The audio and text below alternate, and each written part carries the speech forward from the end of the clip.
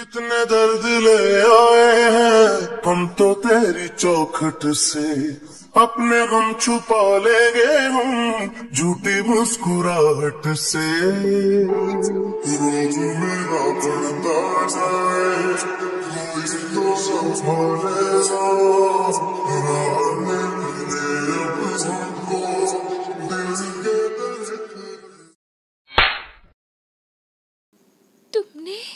तुमने मुझे थप्पड़ मारा और सबके सामने। लगता है तुम होश के साथ शर्म भी घर छोड़कर आए हो जिमिन। वाइन जिमिन का हाथ पकड़ उस भरी महफिल से उसे ले जाने लगती है, पर तभी जिमिन वाइन को फिर से एक थप्पड़ मार देता है। ज्यादा मत बनो और मेरा हाथ छोड़ो, छोड़ो मेरा हाथ। और क्या शर्म है? क्या शर्म करो? कैसी शर्म?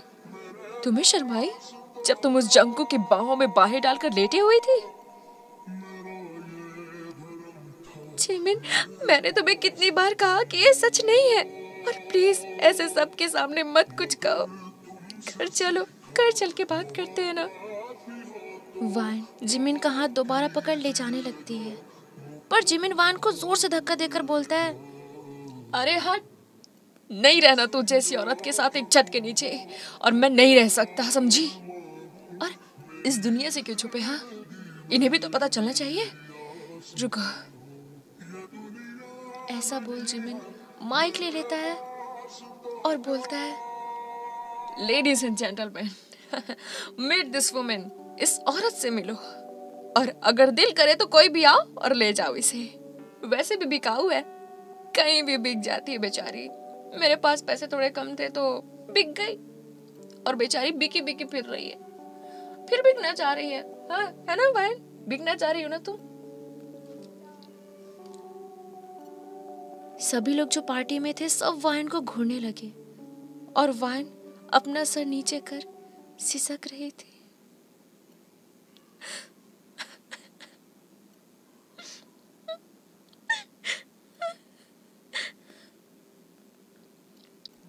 आखिर ऐसा क्या हुआ था जो जिमिन वाइन के बारे में ये सारी बातें कह रहा था? क्या सच में वाइन और जंकुक के बीच कुछ था, या बात कुछ और थी?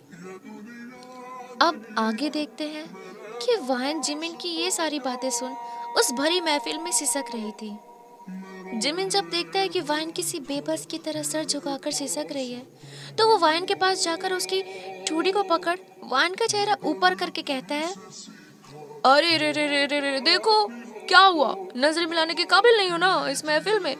किसी को अपना मुंह दिखाओगी भी कैसे? हाँ, ऐसी हरकतें जो है तुम्हारी। क्या मिला तुम्हें ये सब करके? ना तुम नजर मिलाने के काबिल बची, और ना हमारे रिश्ते के काबिल बची तुम। जिमिन, मेरा विश्वास करो। क्या विश्वास करो? मैंने अपनी आंखों से देखा है उस घटिया नजारे को। कैसे भूल जाऊं कि जब मैंने मेरा सब खो दिया तो मैंने तुम्हें भी खो दिया उस वक्त, और तुम चली गई। तो अब भी चली जाओ ना। कब से कह रहा हूं मैं, डिवोर्स दे दो, डिवोर्स दे दो, लेकिन नहीं। क्यों रुकी हो तुम? जाती क्यों नहीं हो? हमारा रिश्ता तो तुम पहले ही खोखला कर चुकी हो। क्या अब इस खोखले रिश्ते में तुम अपने और उस जंगू का आशियाना बनाना चाहती हो? नहीं, मुझे डिवोर्स दो और निकलो यहाँ से अपना घटिया चरित्र लेके। जब जिमिन वाइन के चरित्र पर उंगली ही नहीं पूरा हाथ उठाने लगा, तब वाइन गुस्से से जिमिन को धक्का दे देती है। छी, बस करो जिमिन, शर्म करो थोड़ा। मेरे चरित्र पे जो तुम सवाल उठा रहे हो वो किसी हत्या से कम नहीं है।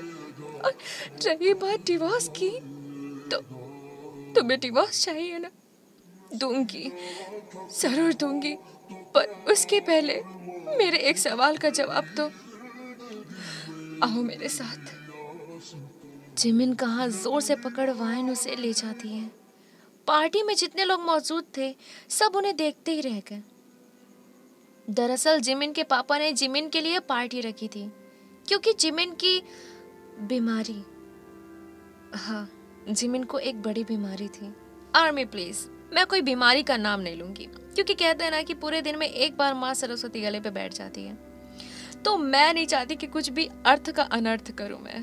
भगवान करे जिमिन को हमेशा खुशी मिले, खुश रहे, वो हेल्दी रहे, स्वस्थ रहे। ओके सो मतलब इतना समझ लो स्टोरी के लिए कि वो बीमारी से जूझ रहा था, बड़ी बीमारी थी, ठीक है, बस छोड़ो।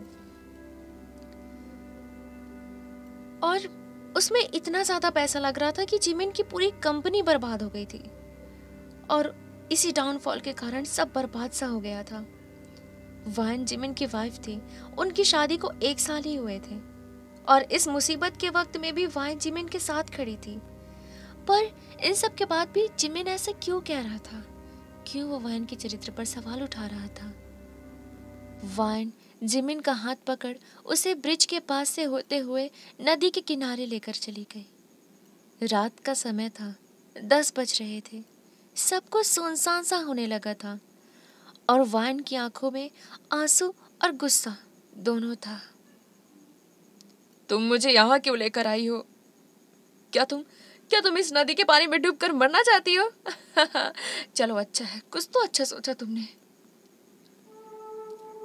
तुम मुझसे इतनी नफरत करने लगे हो जिमिन की, मैं अगर मर भी जाऊं तो भी तुम्हें फर्क नहीं पड़ेगा। इतनी नफरत करने के लिए तुम्हें जरा सा ही वक्त लगा। तुम्हें मेरी आंखों में सच्चाई नहीं दिखती क्या? और क्यों नहीं दिखती? जिमिन रोने लगता है और घुटनों के बल बैठ वो रो रहा था। तभी वान जिमिन के कंधे पर हाथ रखकर कहती है, जिमिन, मैं तुम्हें कैसे यकीन दिलाऊं कि मैंने तुम्हें कभी भी कोई धोखा नहीं दिया। और मैं ज्यादा कंफ्यूज नहीं करूंगी, तुम्हें ले चलती हूँ फ्लैशबैक पर। फ्लैशबैक, जहाँ जिमिन वान की गोद में सर रखकर लेटा हुआ था, और उस समय जिमिन की जो हेल्थ कंडीशन थी वो बिल्कुल भी अच्छी नहीं थी, सीरियस था। जिमिन, तुम चिंता क्यों लेते हो? मैं हूं ना तुम्हारे साथ, सब ठीक हो जाएगा, ये बुरा वक्त टल जाएगा। कैसे टलेगा भाई? सब कुछ तो बिक गया, एक ये घर ही बचा है, और अब चाहे मैं मर भी जाऊं ना तो भी ये घर नहीं बेचूंगा, वरना तुम कहाँ जाओगी? मेरा क्या भरोसा? आज हूँ, कल का नहीं पता। मैं कितना बेबस हूँ। तुम्हें दुल्हन बनाकर लाया था ताकि रानी बनाकर रखूंगा, पर लगता है मैं तुम्हें कोई खुशी नहीं दे पाऊंगा। हो सके तो मुझे माफ कर देना भाई, माफ कर दे। जिमिन रोते हुए ये सब कह रहा था, और वान भी बहुत रो रही थी। पर एक दिल की चीख जो उसने अपने अंदर कैद कर लिया ताकि वो जिमिन को संभाल सके। वान जिमिन के बालों को सहलाकर उसके माथे को प्यार से चूमकर कहती है, जब तक तुम मेरे साथ हो मैं रानी ही तो हूँ, और अगर तुम्हें बचाने के लिए मुझे मेरा अंग भी बेचना पड़े तो भी मैं पीछे नहीं हटूंगी।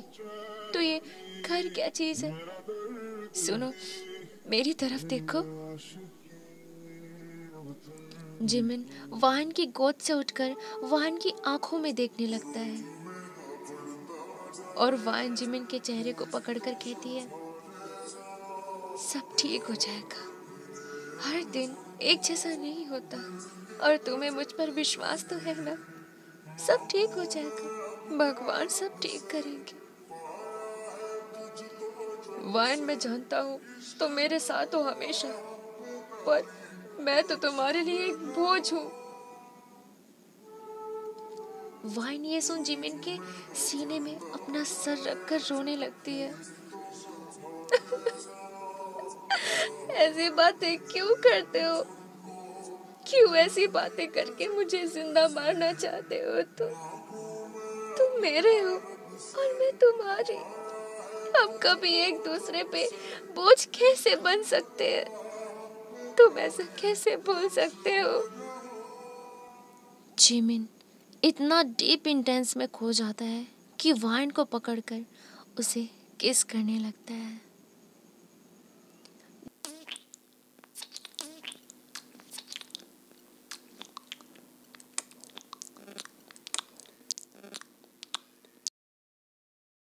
दोनों किस में डूबे हुए ही थे कि जिमिन की सांसें तेज होने लगती है।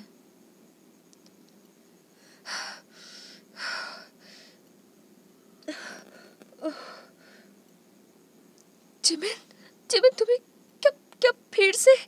नहीं, मैं अभी डॉक्टर को बुलाती हूँ। तो तुम हिम्मत रखो। हाँ, हिम्मत रखो, मैं अभी बुलाती हूँ। आर्मी, इसके बाद क्या हुआ? थोड़ा सा वेट कर लो, क्योंकि मेरा हाथ नहीं चल रहा है। मेरा हाथ क्यों नहीं चल रहा है? मैं स्क्रिप्ट ज्यादा लिख ही नहीं पा रही हूँ। क्यों? Literally I am sorry for that. इतनी छोटी वीडियो बना देती हूँ मैं सोचती हूँ मैं आधे घंटे की वीडियो बनाऊँ, 20 मिनट की वीडियो बनाऊँ, 25 मिनट की बनाऊँ, पर बना नहीं पा रही हूँ। मैं बना नहीं पा रही हूँ, बस सोच रही हूँ ऐसा।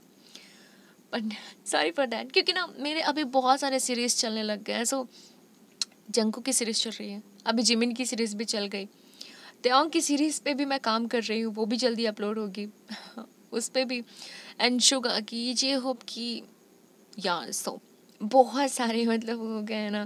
तो सॉरी फॉर दैट। एंड मैं एक अलग सी वीडियो बनाना चाह रही हूँ, उसके लिए भी मुझे टाइम नहीं मिल पा रहा है, तो मुझे माफ़ कर देना। टाइम तो मैं पूरा यहाँ पे दे रही हूँ, बट एक साइडली मेरा थोड़ा सा काम है, तो वहाँ पे भी देना पड़ता है मुझे टाइम, तो मुझे माफ़ कर देना। And thank you so much for watching this video and like this video and subscribe my channel. तुमको लगता होगा ना मेरा आवाज़ कितना डीप हो जाता है ऐसे बोलते बोलते। वैसे मैं स्टोरी में बोलने के लिए तो जिमिन जिमिन जिमिन ऐसे करने लगती हूँ, पर मेरी आवाज़ ऐसी नहीं है। मेरी आवाज़ ऐसी है मर्दों वाली। मैं मर्द थी क्या उस जन्म में? पता नहीं। छोड़ो ये सब, छोड़ो। कितनी बकवास करती हूँ रात के टाइम ना, ऐसी बकवास करती हूँ।